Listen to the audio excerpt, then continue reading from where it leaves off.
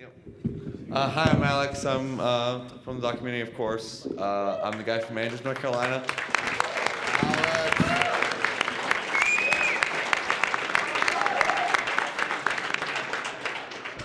Yeah, so he's my co-star. Lucky you showed up, because it was just going to be starring him if you didn't showed up. Oh, no. Mike wants me to tell you guys that there is, don't forget to go to get some merch at the Brony table, the Brony doc table. That's It's on the back. When you go in, it's on the far back wall at the right. It's shared with Purple Tinker's booth. we have like DVDs and shirts DVDs, and swag. And Signed stuff. DVDs. It's awesome. There you go. Yeah.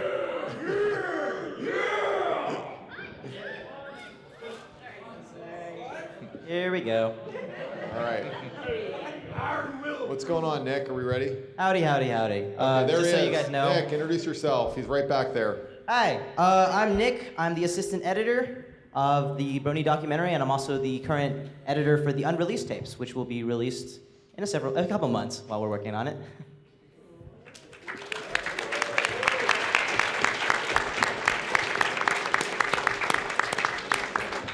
I'd just like to take a moment to thank all of the Kickstarters who helped us with this documentary and with the Unreleased tapes. We managed to raise $25,000, which was wonderful. Thank you very much. We are so excited to get this new footage out for you guys. And on that note, I have a trailer for those who haven't seen it. Right on time. 9:15. So who wants to see the trailer? I lied, I don't have it, sorry. Okay, I think almost everybody wants to see it. All right, here we go. There are Hang on a lights, second, no sound. lights. Hey, can we kill the lights, maybe? Hello. No, we won't be able to take care of the lights on this for some reason, I don't know why.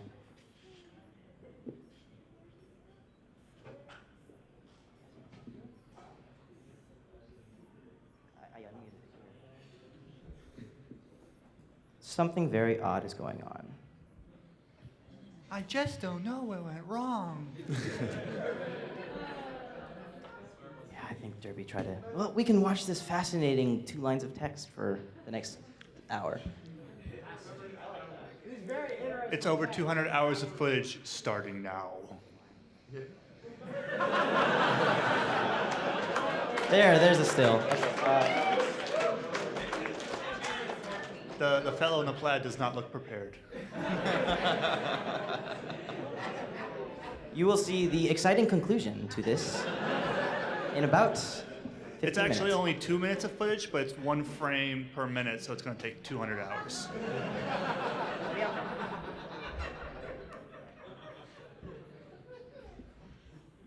know what? It might be assigned to the wrong sound. Quick, guys on the panel, distract him. So a unicorn, an earth brony, and a Pegasus walk into a bar. 2 No, I'm Pegasi kidding. walk into a bar, the 3rd one ducks. Okay, that wasn't that funny.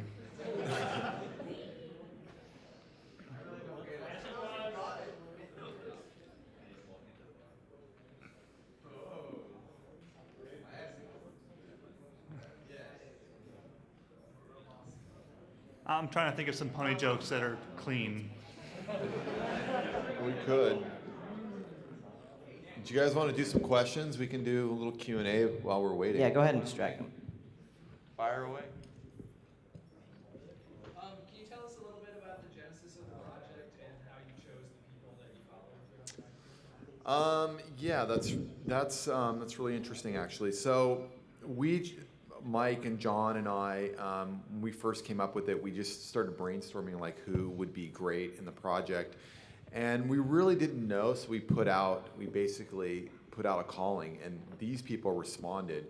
So what I think really is fascinating to me is how they decided they wanted to be part of it, and they like stepped up. And I think these 2 guys are incredibly brave for wanting to put themselves out there for the whole fandom and basically for the whole world to see. So, do you want to tell us, Alex, like your journey coming to the? Well, from a starting point, I saw myself as a pretty, average brony out there just with nothing, and just there to see the artists and the musicians and all that, just the your basic typical every nighter on EQD and whatnot. And I saw in the nightly roundup this casting call for this documentary, and I'm like, well, I could give it a shot. I've had a lot of crap happen to me, and maybe it's somebody's had it out there or something like that. So I had no idea how many people. I'm like, well, my email's probably gonna get lost in hundreds, and they won't even think twice about mine. But it wasn't. I wrote them a letter about my experiences that have happened, and it wasn't 2 days later before they responded with can you tell us more? And I figured, well, then maybe there is something behind my story. So I just really started to look deep, with what was going on with it. And, there it was. I saw, well, maybe I really do have an interesting story here. And, it's just not about the ponies anymore. And that's what really drove me to, well, now I need to tell the world. I also saw the ad that they put out on Equestria Daily asking for a military brony that they could do a story for. And, I've been in the military since January of 2010. And I experienced the ponies after I had joined the military. And it was, difficult for me to be able to enjoy it, being in the military culture. Because if you like something that's even just a little bit different, and it doesn't matter what it is, they're going to, they'll find, some reason to make fun of you. But usually, in the military culture, I don't want anyone to think that it's just a whole big, group of bullies. But if they're making fun of you for something, it's a term of endearment. But it's still something I would have rather avoided at the time. It's kind of hard to do that now.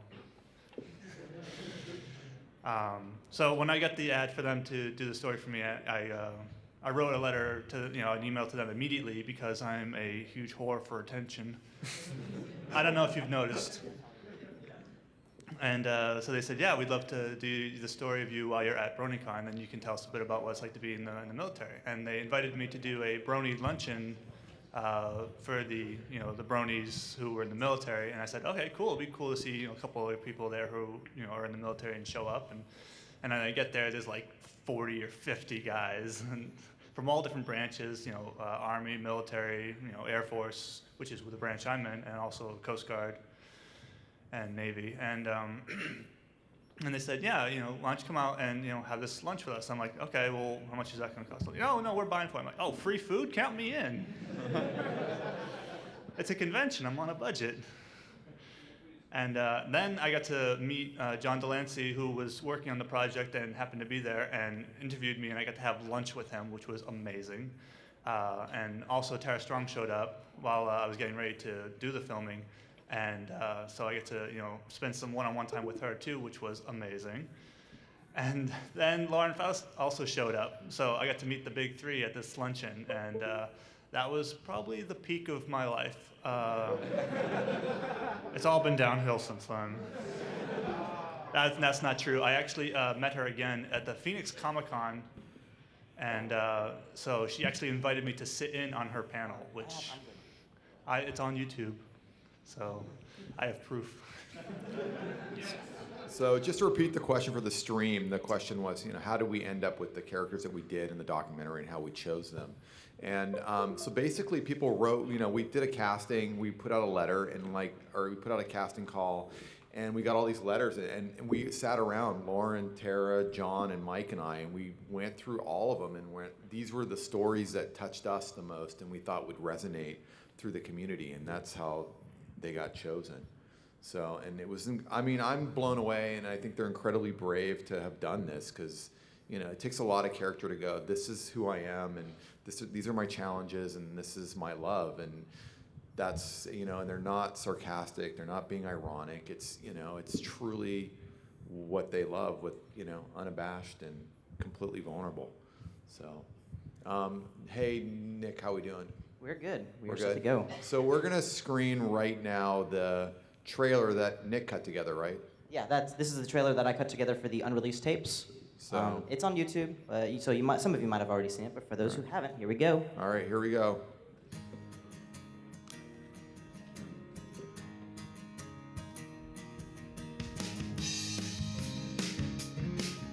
I'm Megan Newmans, also known as Inky Notebook, and I'm the Traveling Pony Museum curator. At BronyCon in January, I managed to see all these different artists and these people in the community and hear about what they were doing. And so I had this idea to put together a small artist spotlight, and I just went overboard with it. It just exploded from there. BronyCon is going to be the major debut, and I hope that I don't disappoint people.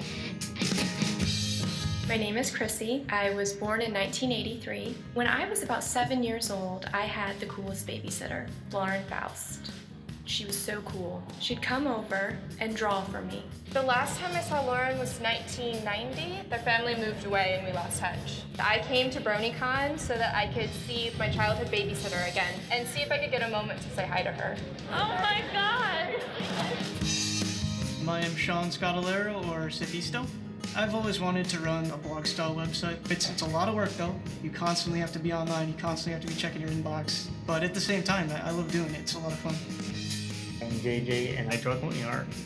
This is drawing because I love it. I get a lot of people asking for commissions. Lyra, I'm the electric lyre. When I draw and I see the smile on their faces, I'm so happy. Hi, I'm Andrew Brockert, and I am convention chair at BronyCon Summer 2012. This is a labor of love in some senses. It takes a special kind of crazy to volunteer for a convention. What is it like to live with the con chair? It generally means that there's a shitload of beer bottles everywhere. Between now and tomorrow, a lot could still go wrong. Hope for the best, plan for the worst.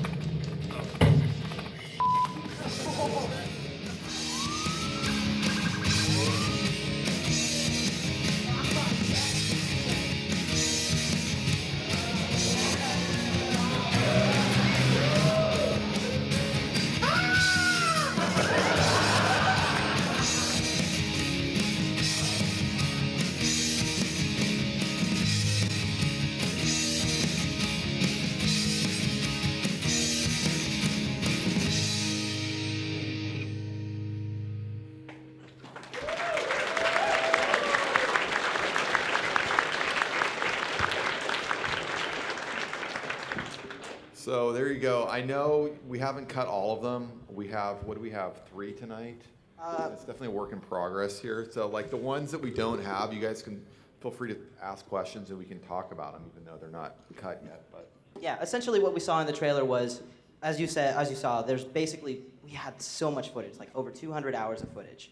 And we decided, since we have all this footage and we have, our editors available, why don't we try to put it together into something that they might enjoy, And so basically, we ran the Kickstarter so we could hire all the editors, myself included. Indiegogo.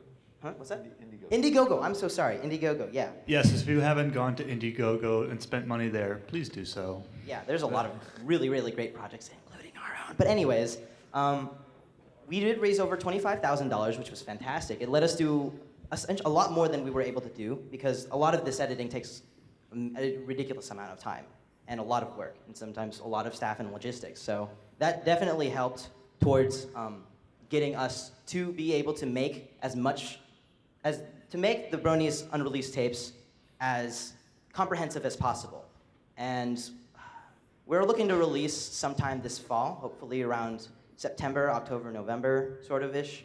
And I think I lost my train of thought. Excuse me for a moment.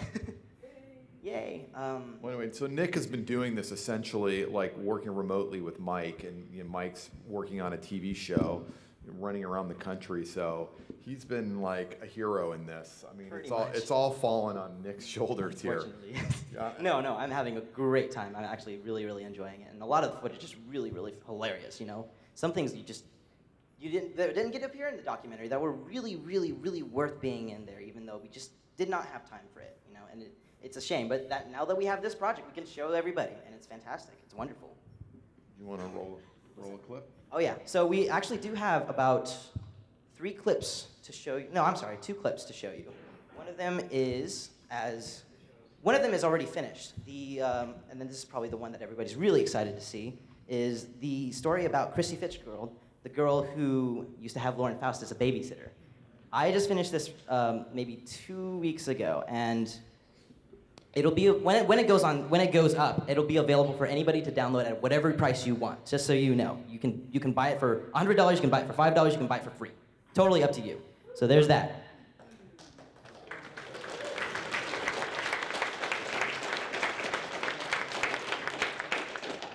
And here we go. Hi, my name is Christy. I was born in 1983, and when I was about 7 years old, I had the coolest babysitter. Ah, Chrissy. I know her as Christina.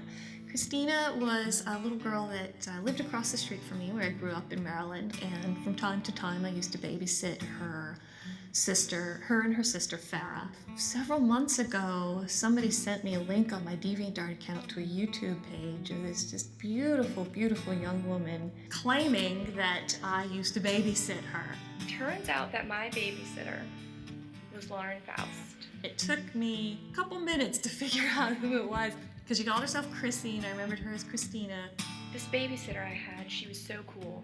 She'd come over and draw for me. I would pencil sketch whatever they asked me for, and in Chrissy and Farah's case, it was horses. My mom saved these for over 20 years.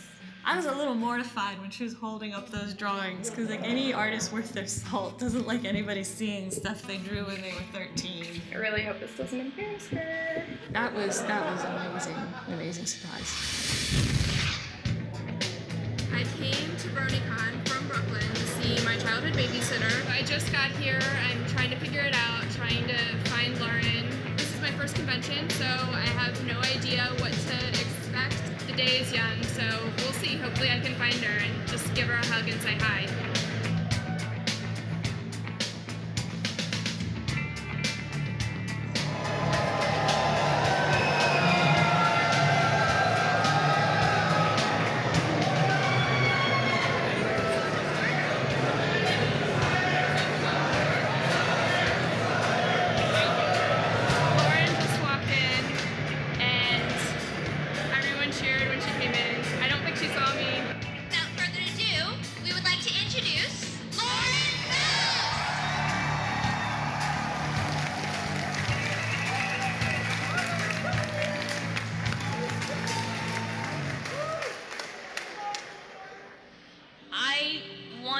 A respectable show for girls, because saying something is for girls or girly is usually equated with being not worthwhile, of being lame, of being stupid, and I wanted to put a dent in that perception. As I'm sitting there, I'm listening to Lauren talk about her role in Friendship is Magic and how she was able to personally shape the characters. It was just amazing to be part of all this.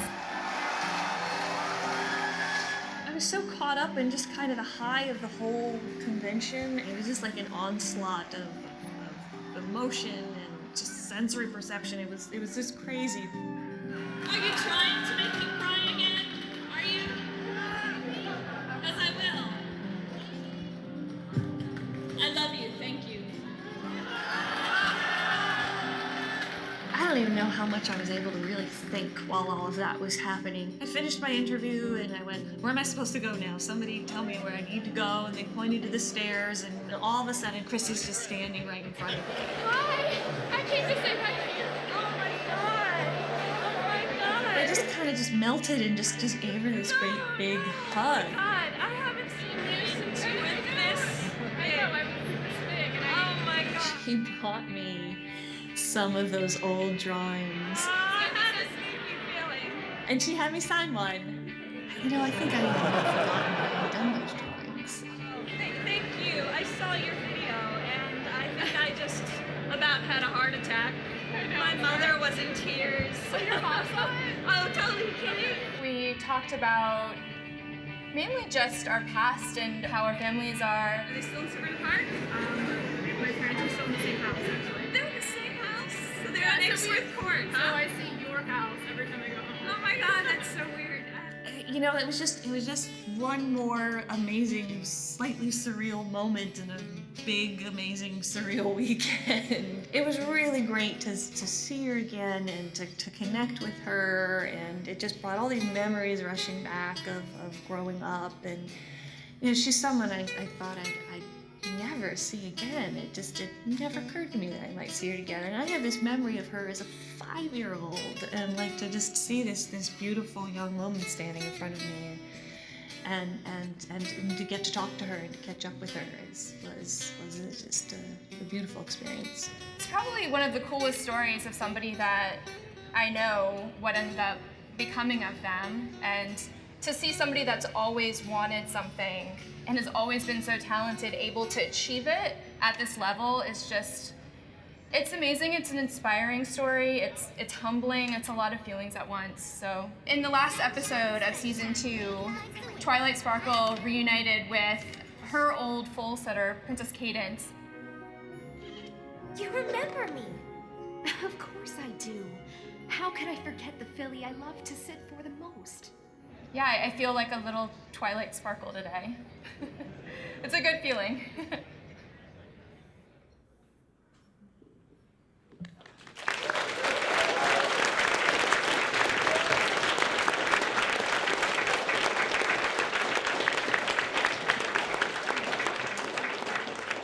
So Nick, why don't you come up here and field some questions? Well, you did a great job, man. I'm really. It's like Appreciate it literally it puts tears in my eyes every time I see that. So, and I've seen it 3 times now. So you did a great job, Thank man. you, appreciate it. So There's one. If anybody has you got any a quick question, questions, there you go. Yeah, go right ahead. So I was wondering, I know that there was talks of there being the film and film festivals. Like, is there anything like going on with that? Well, it wasn't one festival. I don't know that. I know it was submitted to quite a few. What? Oh yeah, I got to repeat the question. So the question is for the live stream. There was talks of the film going to film festivals, and it wasn't the Kansas City Film Festival. And I know it was submitted to many others. I'm not sure the other festivals it got accepted to or not. Let me field that to Nick. I do know that it went to the Kansas Film Festival, but that's it so far. As far as I can tell, the other festivals haven't been quite planned yet. I knew we were super excited to come here, of course, but beyond that, I can't guarantee anything. Well, there's talks of other sources of distribution. I don't think we can talk about it yet because it's still in the ether. But there are. It should be coming to you soon. Pretty much.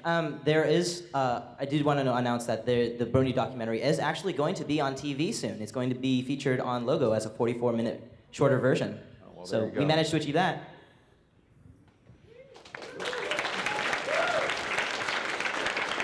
And it's here, and we're showing a film at this festival, which kind of makes this a film festival.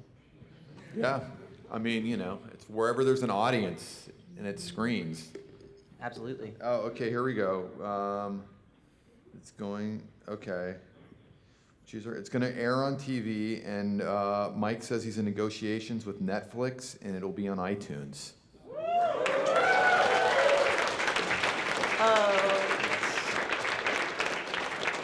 Etc. He said etc. I don't know what that is, so maybe there's something else he's not telling us. Oh, it'll just be Etc. is French.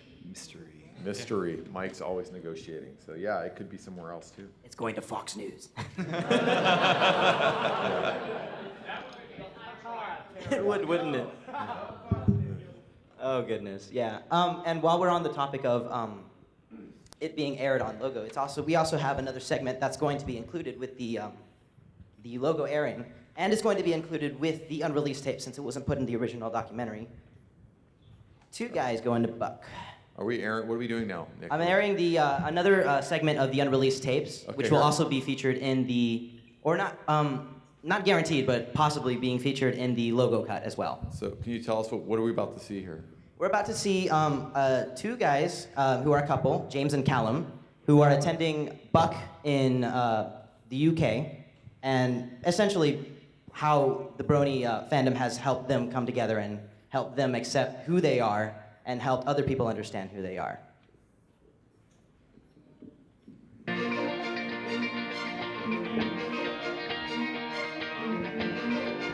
I'm James. I am Callum, and we are Bronies.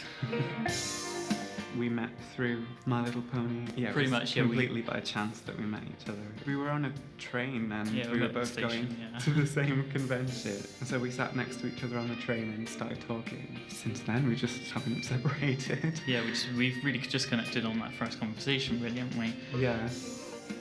Feel really inspired from the community for us to actually dress up like this. The fans have sort of put our two characters together. People have really enjoyed speaking to us and taking photographs. Taking a lot of pictures, yeah. We haven't encountered any problems together, especially here because everybody's so open-minded, and I think when you're all fans of a show that promote caring about each other, I wouldn't expect any hatred or any backlash from anyone who likes the show. Everyone's been like really open and like accepted us as soon as we came out as a couple, so it's been great, really. I think it's a way for people to really be themselves and be accepted that way.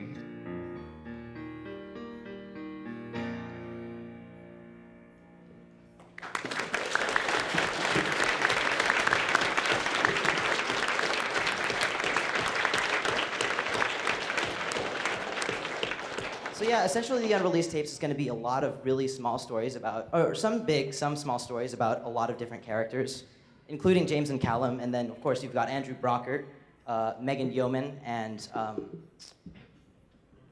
tons and tons of people. Yeah, John Joseko and everybody. A lot of the stories are going to be very, very, very, very big.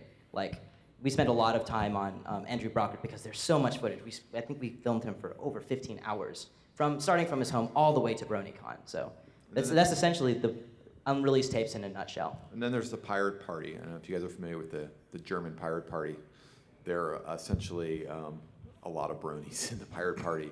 And they just got a seat in Parliament, in the German Parliament, so it's pretty amazing. Yeah, and it's like I went to one of their Parliament meetings, and they're like, they're out and out bronies, in the German Parliament. It's really amazing. So the Germans are ahead of us. Yeah. We're going to get a Brony president. Well, for those of you who haven't heard, in the German parliament, what they have now is if they come to a disagreement where they can't make a decision or they start getting into a fight or it starts becoming a flame war, more or less, they say, stop, pony time. And then they all, I swear to God. And so they will watch an episode of Ponies or listen to some music, and everyone will just take a breather and relax, and that way they can get back to being more sensible. And I think that's amazing. We actually occasionally did that in the studio as well. I just remember one time we were in the editing bay. It was me and another assistant editor. I think it was Solrak, Carlos. Oh, was it? Yeah, he was also editing on the Brony documentary. If He anybody likes to didn't scream know. a lot. Yeah, he does. And of course, Mike was there with us, and eventually we were just so frustrated over this one thing that Mike was just like, okay, we're done, pony time. I literally got paid to watch ponies. It was awesome. It was totally awesome.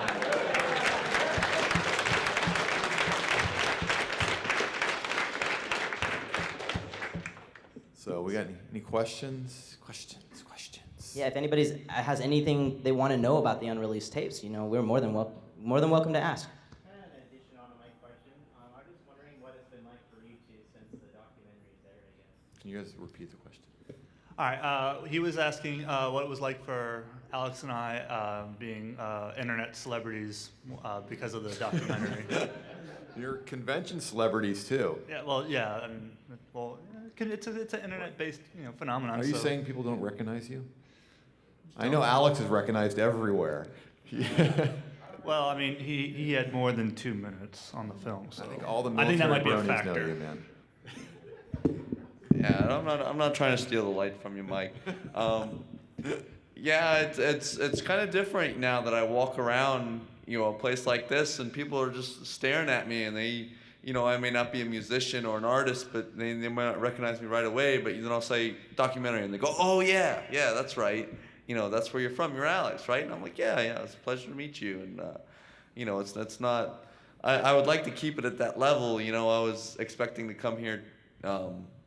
Arrive here Friday morning and just a shroud of people running to come hug me or something like that. But fortunately, it's been on a pretty down low, and I've been able to enjoy the con a lot more because of it. Just because people would confront me one at a time about it, and just I find that a more enjoyable experience. So I have a question for you guys. Have there been people that have shared their stories that were touched by yours, that were similar, that felt like they had a kindred spirit with you? Absolutely. Just yesterday, when we had the military panel and meetup, there were several other military bronies there, some who were at the convention last year, and some who this is their first time convention coming out. And Yep, there's one right there. And so, they were all sharing their stories with me and saying, how hard it was, at first for them to be bronies, and then eventually, gaining some more acceptance. And now that it's become, less of an internet phenomenon and more of a mainstream thing that more people know about, and it's a little bit more accepted, it's getting a little easier for us. I really liked Alex's story, especially, when he had to deal with people pointing a gun at him. I'm in the military, so that's just part of my job. You're totally used to it, right? How's your life changed though? Because you were alone on that base, and now there's military luncheons here at BronyCon. It's wild. And they came up to me, and they're so excited. They're thanking me. But it touches me. But it's inclusive for you now, right? Yeah. Back at my particular base, I'm based at Davis-Monthan Air Force Base in Tucson. I guess I'm the only one from Tucson. That's okay.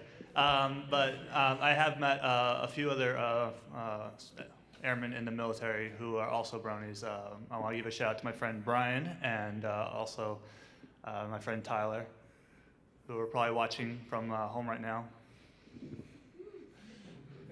But it's getting better all the time. So what's going on with the tension in your area, the rednecks? Are they still harassing you? Have they seen the documentary? Has it gone around your town yet that you're in this documentary talking about how terrible they are to you? Fortunately, no. Just a lot of my close friends have seen it, and I've told them, just keep it here.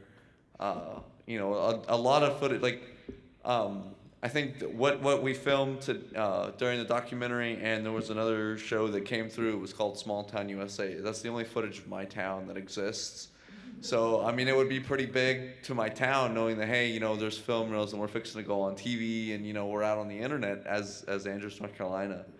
But it's been pretty great. And to touch on Lauren's question about my story touching others, absolutely. As a case to this con, my friend Felicia, she saw the documentary and, she was, there she is right there.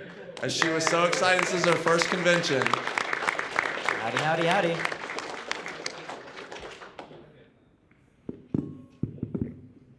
Next. Any other? Oh, there's someone right there. There's a pony. Yes.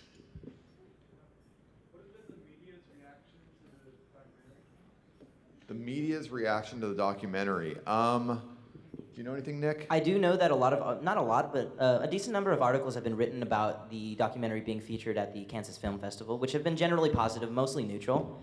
There was a really positive article that, if anybody's seen it, the article on TV Guide wasn't specifically about the documentary, but it mentioned the documentary and it mentioned a couple things that the crew at the documentary were trying to do. It's a really, really, really good read, and I actually recommend this article to any non-brony who is curious about our fandom.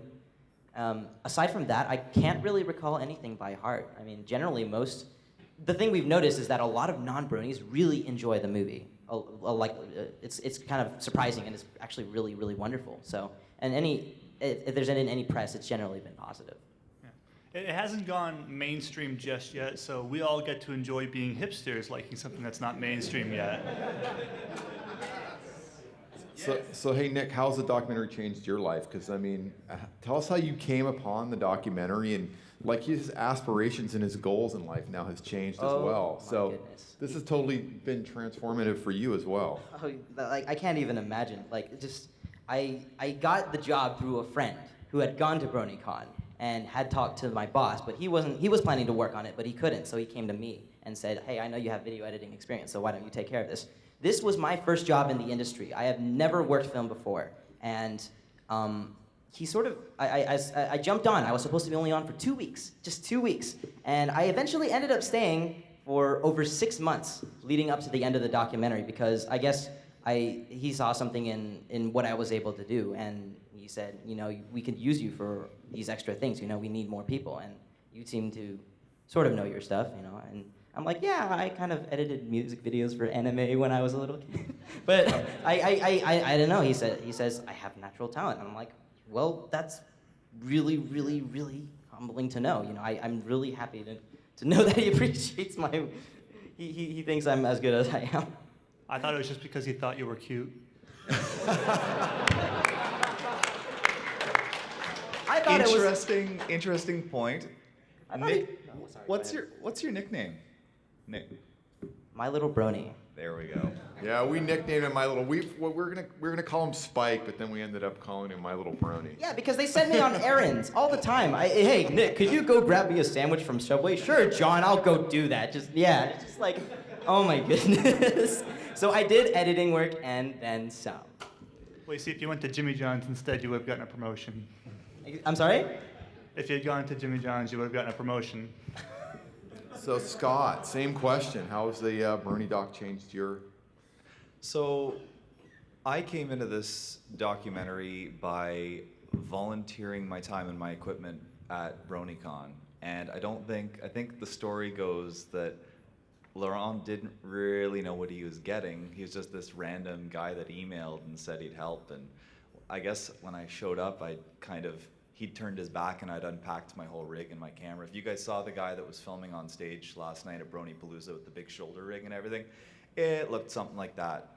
And his jaw hit the floor. Yeah, like we had like these crews that were hired locally in New York, and these guys were like, some of these guys were great camera guys, but they're used to using huge cameras, and we shot them on the DSLRs, which is a completely different animal, and they were like trying to figure this out, and these guys are top camera guys, but it's like they're looking at this thing, and then Scott shows up and he unpacks his rig, he's got the shoulder mount, he's got the mic, he's like, everything is like, he's like a soldier. Turns on, he's like, okay, I'm ready to go, where am I shooting? I'm like, this guy rocks, we gotta keep him. And then we took him to Why'd you Europe. take that camera apart and put it back together so fast? Because you told me to, sir. Exactly. It's his camera. There are many like it, but this one is his. So the second part of it is, of course, I go back home, traveling with my friends, and I get an email about 2 weeks, 3 weeks later, and these guys said, listen, we looked at your footage from BronyCon, you did a great job, we're filming overseas, we need another cameraman. We need somebody that we know is reliable, we don't want to hire somebody locally because it's kind of like a bit of a gamble. Somebody that already knows the subject, knows what's going on. And I managed to shuffle all my shifts at work to the point where I worked, I think, 41 days straight. And he's a paramedic, so I mean, those are hard 41 days.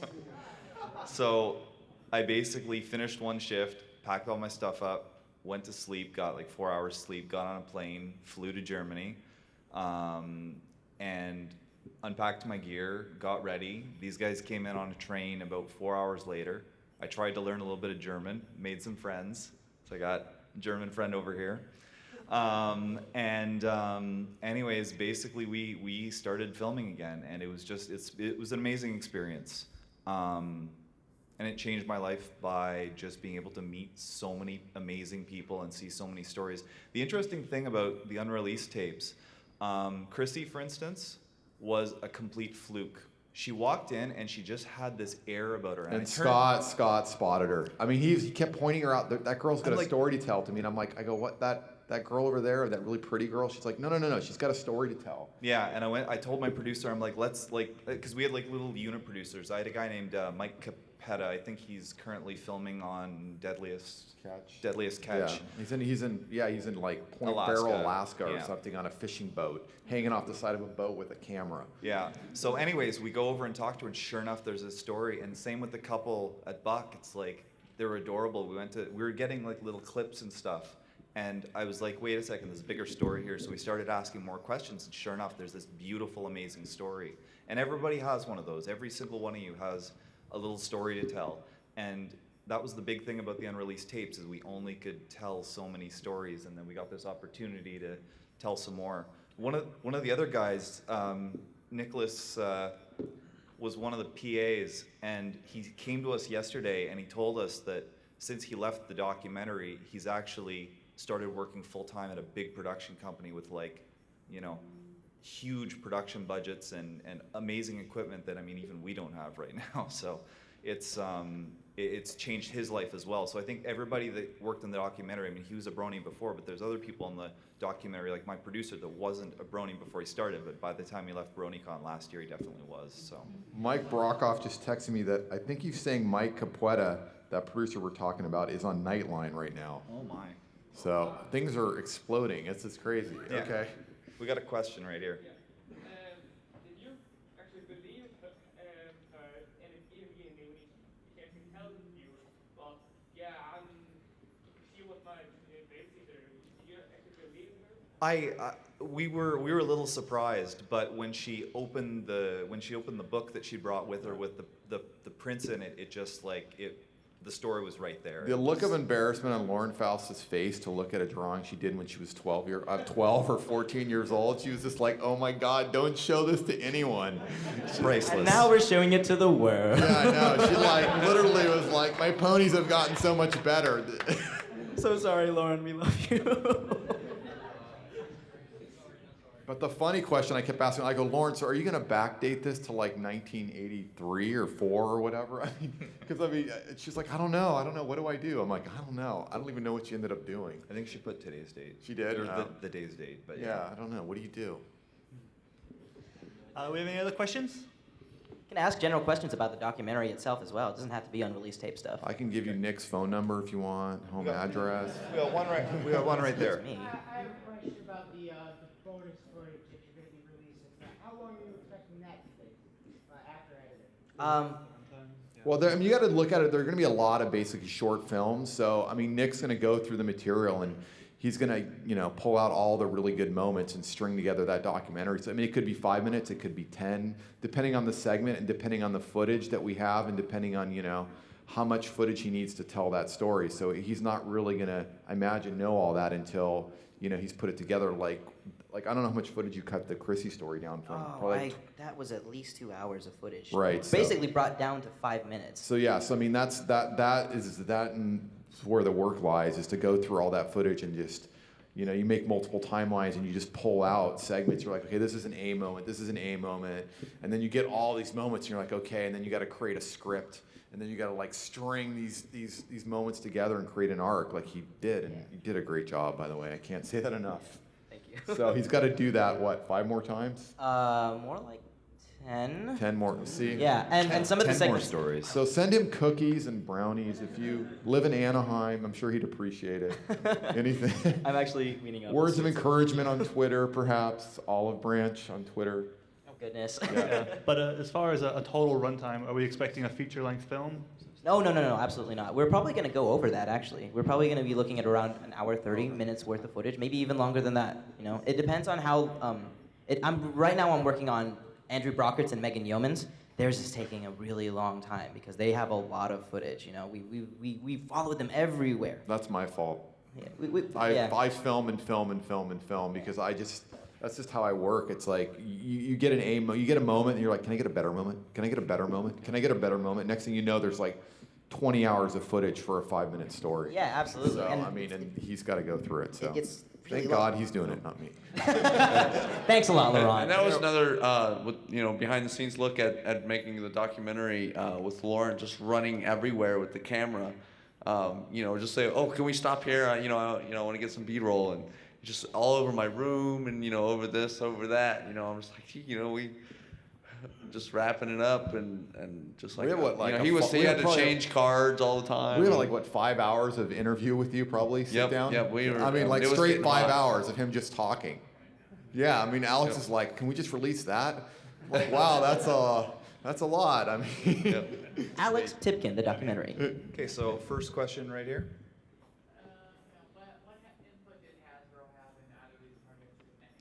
There's nothing. Hasbro really just kind of said, do your thing. And I met with Hasbro at Comic-Con, kind of informally, and they were really gracious. They were just like, we like what you're doing, and they just basically patted us on the back, and they were, pretty accepting, and I haven't heard anything negative. I think they like it, right? Everyone I talk to, all the voice actors seem to like the doc, so. As far as I can tell, yeah, pretty much. So we haven't heard anything negative, so that's good, The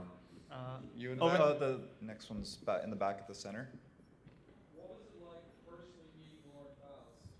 What was it like personally meeting Lauren Faust? Who wants to take this one? Oh, my goodness. Oh, well, Nick was blushing. I can say Nick was so nervous when he was around Tara Strong and Lauren Faust were doing this man on the street interview, and I think Nick was hyperventilating. Yeah, these are two really, really smart, brilliant people, and it's just my gosh, it feels like their brilliance is radiating off onto me. I don't know what to do. But the first time I met Lauren Faust, actually, the first thought I had was, Oh my goodness, she is so much taller than I am. It got deeper than that. I think Nick was house sitting for John Delancey at one point. Oh yeah, not house. Yeah, I house sat for his. That's how deep he went. Oh my goodness. Feeding the dog. What else were you Yeah, doing? no, that was mostly about it. I just went and took care of Zazie, who is, by the way, an adorable dog. So much fun. But yeah, it was pretty nuts. Okay, so next question on the left back here. What are the chances of having all of your footage available from an archival format? Or if not that, what are the chances of, if you know that BronyCon filmed you, to give you guys an email and get access to that? Well, it'll be available for like download, right? For whatever you want to pay, right? It's a sliding scale, so that's kind of the archive, right? No, well, the question was about just the archive, like all the footage. All the footage. That's actually that's a Mike Brokoff question, and I most likely not. yeah, I don't know. I'm not really sure. I mean, For starters, we don't have permission from everybody who we film to appear in the documentary. And second of all, I have 4 really massive RAID hard drives totaling 32 gigabytes. I'm sorry, not 32 gigabytes, 32 terabytes. Terabytes, yeah. That's a lot of data.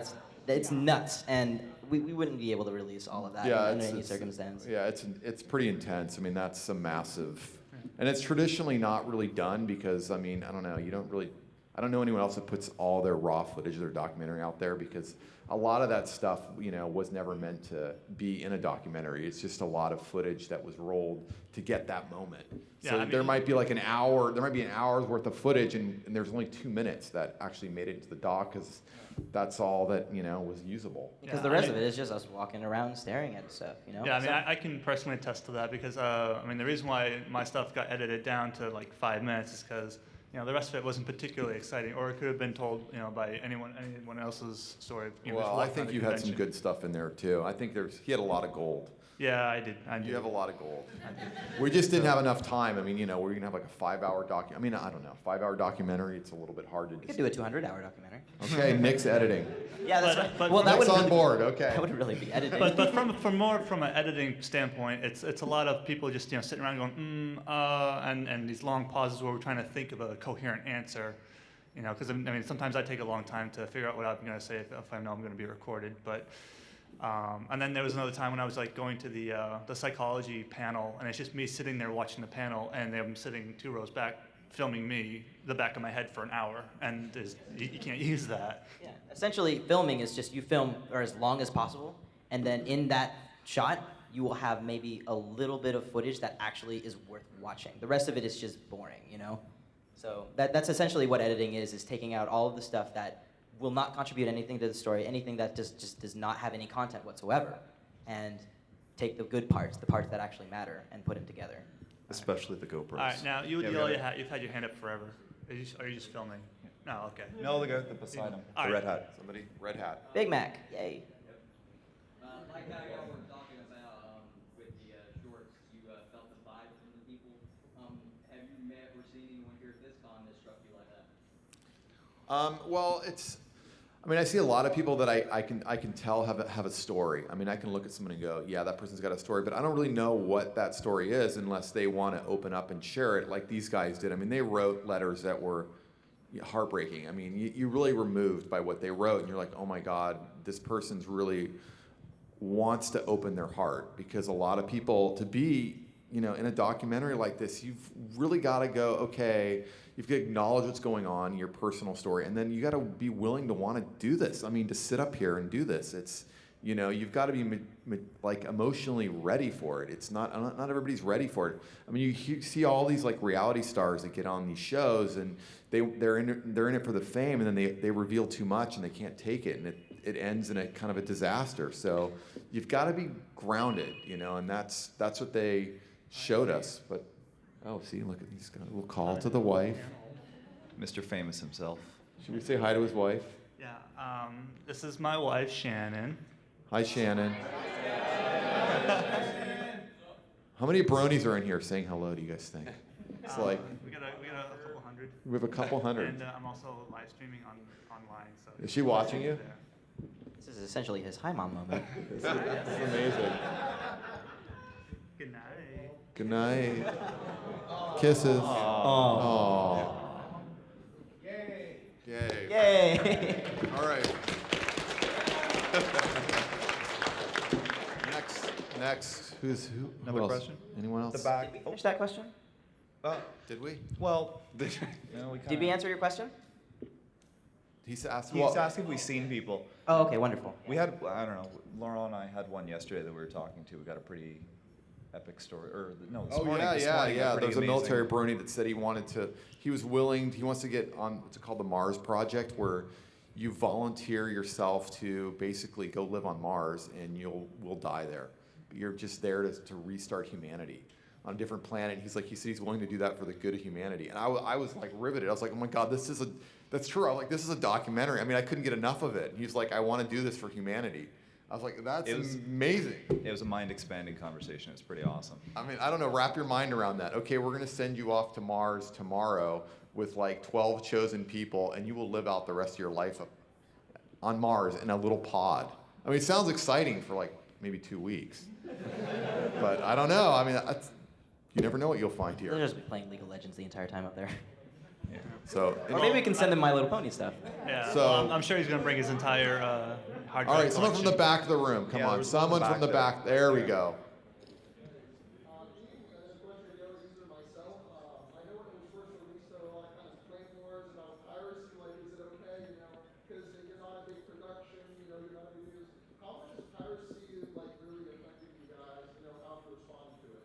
Piracy is a weird thing, okay? I mean, like, the question is about piracy and how it has affected the documentary, since we're a small little independent documentary. Piracy is a big issue, and Hollywood's dealing with it, and it's part of what's happening right now. But, I mean, it happens to the big studios, it happens to the little independent filmmakers, and, on some level, it's heart-wrenching, on another level, it's sort of like flattering that somebody wants to steal your content, that they like it, and they're like, oh my God, I want to share it.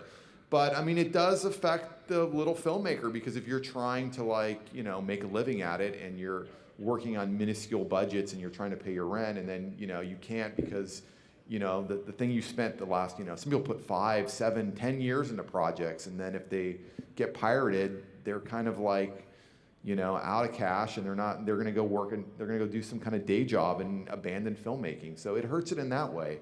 So, I mean, for me, it's a double-edged sword. I mean, I love to share anything that's creative. I'm like, if somebody likes something that I was a part of and they want to share it, it's cool. But financially, it's kind of art and commerce. It's two worlds that have a hard time coexisting. Maybe we should just Star Trek it and get rid of currency altogether, and we don't have to worry about it. I think that's great. We should live in Equestria where it doesn't really matter. Yeah, there we go. No, but I mean, DVD sales have been really. No, but DVD sales have been very strong, so we're really happy about that. And the piracies, it was there, and we dealt with it as best we could. And every studio is destined to have to deal with it. And so we just, try to take it in stride and move forward. And we're doing pretty well for ourselves.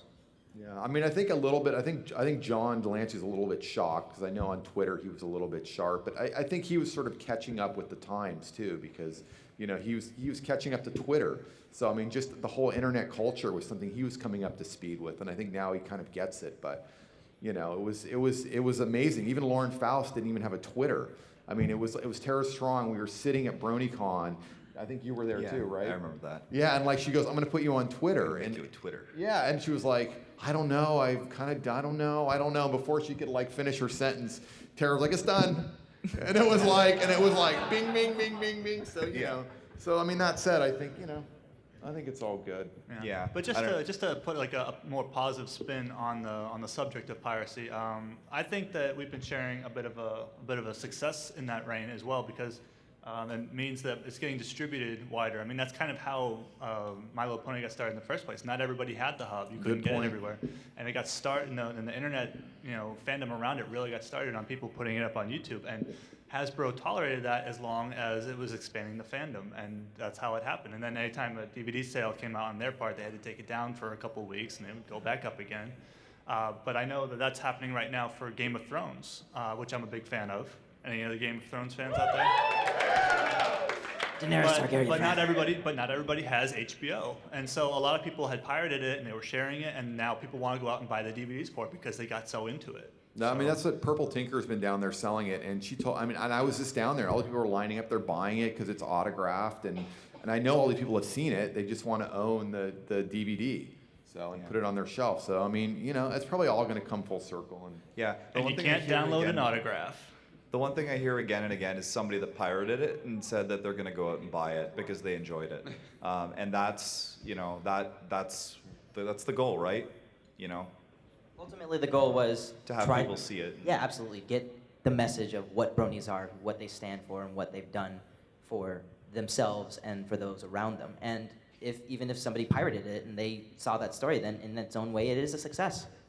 And maybe they'll tell somebody else about it who will go and buy it. So It's like you said, double-edged sword. It's all really right, tough. who else we got back there? Come on, someone, back of the room, corner of the room, front of the room. All right, front of the room.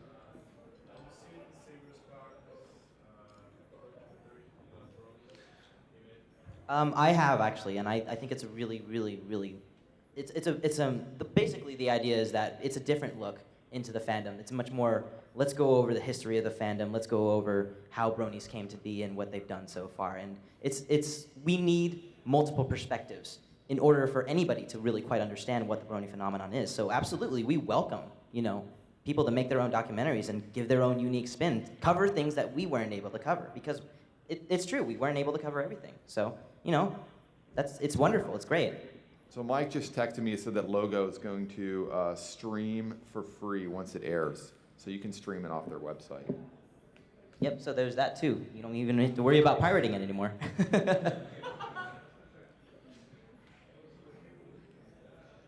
Oh, well, we don't know if it'll stream worldwide, but we know it'll stream in the US. That's just. I think we're running out of time, so we need to. Oh, okay. There's actually one more video that I'd like to there's show. one more video. Okay. Yep. Good, This good, is good, not. good.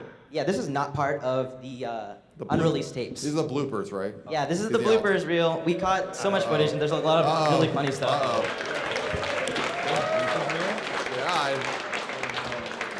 Plus a little something by Tara Do you want to Strong. apologize to Mike ahead of time since he's watching right now? Oh yeah, there's a little thing about my boss Hey, Mike, in there. I know you're watching. I think you might be in the blooper reel. So, All right. hey, sorry about that. I haven't seen it. I just heard that you might be in it. All right, here we go.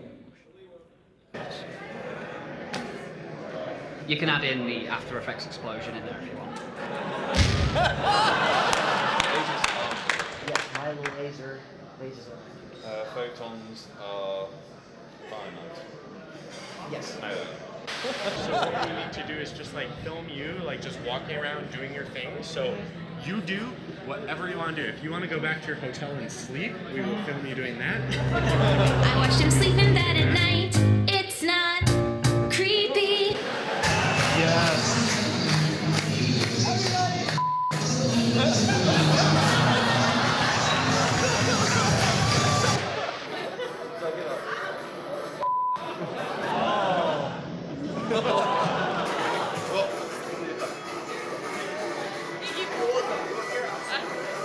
Dusty Cat saved my career. He is definitely a hero, and he owes me something. No, yeah, I owe him. But oh, I said no. Oh God, he owes me. Oh my God, Dusty Cat would hear that. What? Wait a minute, that's a lot. Is that you really saying to me? Last time I catch your projector. Yeah, no, I owe Dusty Cat something, definitely. Oh my God. Mike's asleep. Mike, I am so sorry.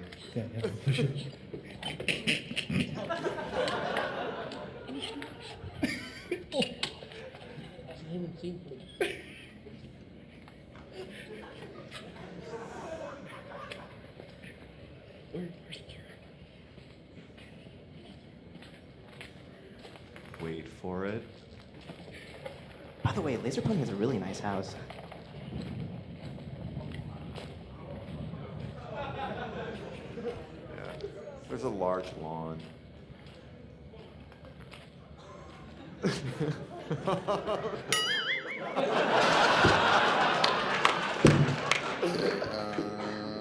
Could you clap for us? Sure.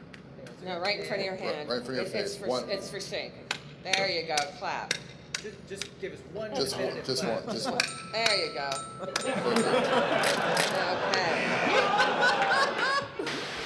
Clap again?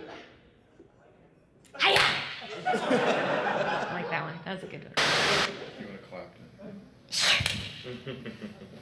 I love to clap. So much fun to clap.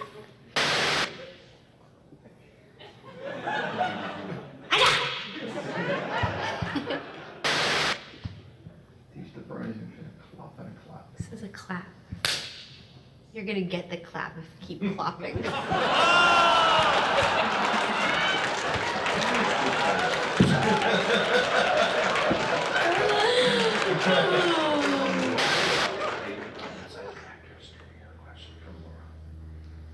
If you could go back in time, what would you say to your 13-year-old self about where your career has taken you? One day, you will have a song written about your badonkadonk.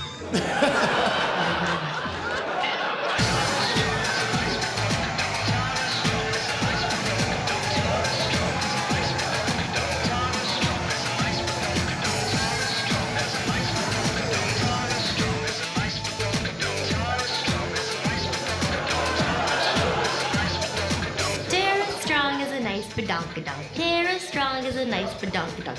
You could learn the words if you really listen. Tara Strong is a nice badonkadonk. Tara Strong is a nice badonkadonk. Don't you think my badonkadonk needs its own show? I think Lauren Faust could animate that. I can see many episodes where the badonkadonk leaves you and it causes problems in your life. It just like you wake up one morning and it's gone. There we go.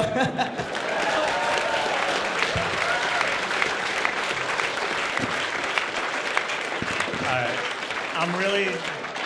I'm really glad that Tara made a clapping joke because I swear to God, when they first asked that question, could you clap for us? I swear to God, I thought they said clop. I'm like, like on camera? But then we need 2 hours of that. That's what I would watch. I mean the outtakes, not the clopping. Get your minds out of the gutter. If I see any more, I'll try to put them together for you. So Nick, were you gonna come out tonight as a clopper? Excuse me? Was he? Did you find that folder on my computer? No. All right, who else?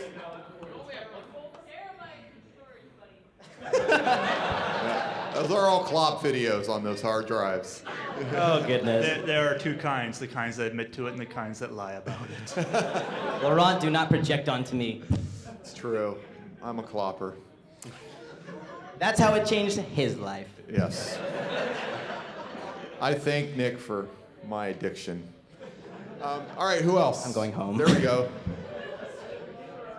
I just want to thank whoever actually put the reference to clopping in the song.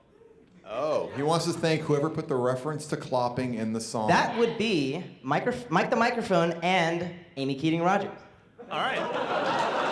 Well, And if nobody was... I'll also attribute that to John Delancey not wanting to talk about clopping. So that's how that came about. Well, unfortunately, our camera lady is telling us that we are out of time, so I want to thank you all for coming out tonight. Oh, good night. Thank you guys for watching. Thanks, everybody. Thank you, Bronies. We love you for everything that you do.